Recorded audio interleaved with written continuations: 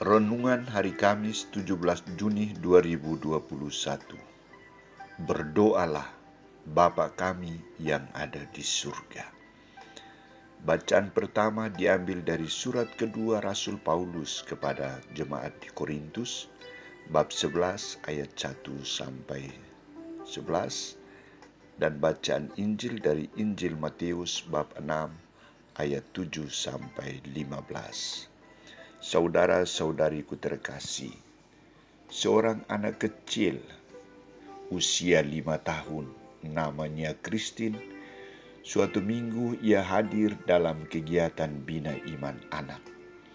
Tema yang diajarkan saat itu adalah doa Bapa Kami. Ketika pengajar pembina mengajarkan doa Bapa Kami dan mengajak mereka untuk mengucapkan bersama-sama doa Bapa Kami, Bapa Kami yang ada di surga, Christine langsung protes, "Ibu, Bapa kami bukan ada di surga, tetapi ada di rumah dan lagi istirahat."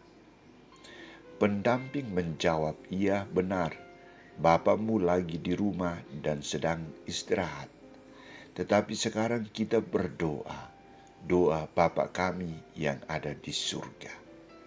Christine akhirnya tenang dan terlibat dalam doa bersama teman-temannya.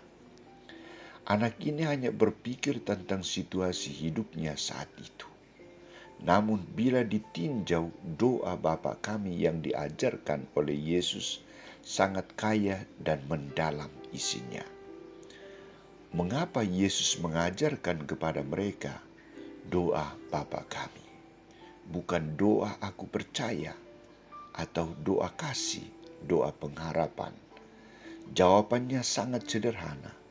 Yesus ingin mengarahkan pandangan para muridnya tentang dua tujuan hidup yang harus mereka usahakan ciptakan, yakni hidup di dunia dan hidup di akhirat, kebutuhan rohani dan kebutuhan jasmani.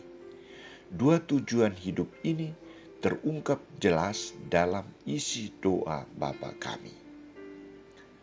Pertama, Yesus mengajar para muridnya agar menyapa Allah sebagai Bapa. Suatu sebutan yang sangat akrab, sapaan seorang bapa dengan anak. Sapaan ini akan membuat para murid semakin dekat dan tidak segan untuk meminta sesuatu dari Allah sebagai Bapa mereka. Kedua, 3 permohonan rohani. Dikuduskanlah namamu, datanglah kerajaanmu, dan jadilah kehendakmu di bumi seperti di surga. Para murid diajak agar memohon pengudusan dari Allah. Hidup mulia dan kudus sumbernya dari Allah. Mereka juga diajak untuk memohon datangnya kerajaan Allah, bukan kerajaan dunia. Kehendak Allah bukan kehendak para murid. Fokus dalam permohonan pertama adalah pujian kepada Allah dan hadirnya kehendak dan kerajaan Allah di dunia.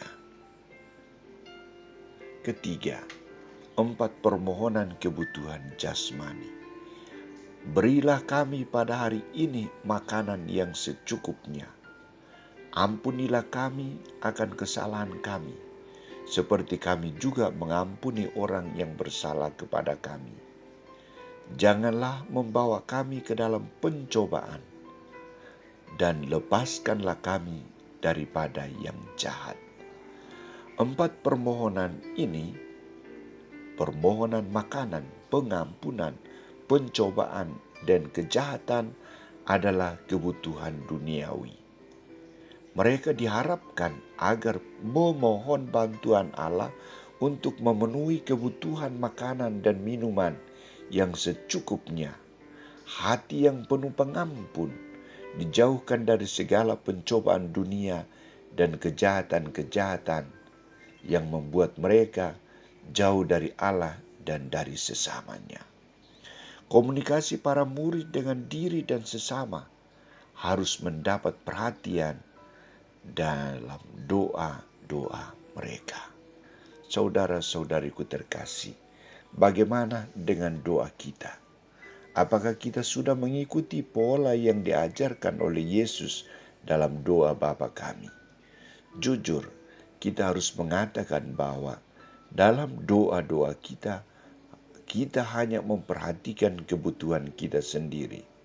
Kita memang memuliakan Tuhan, tetapi bukan memohon kedatangan kerajaan Allah, tetapi kerajaan dunia. Bukan memohon makanan yang secukupnya, tetapi berkelimpahan. Bukan pengampunan, tetapi mau balas dendam. Semoga melalui doa Bapa kami ini, kita semakin memperbarui diri agar lebih baik dalam komunikasi dan persekutuan kita dengan Allah dan sesama.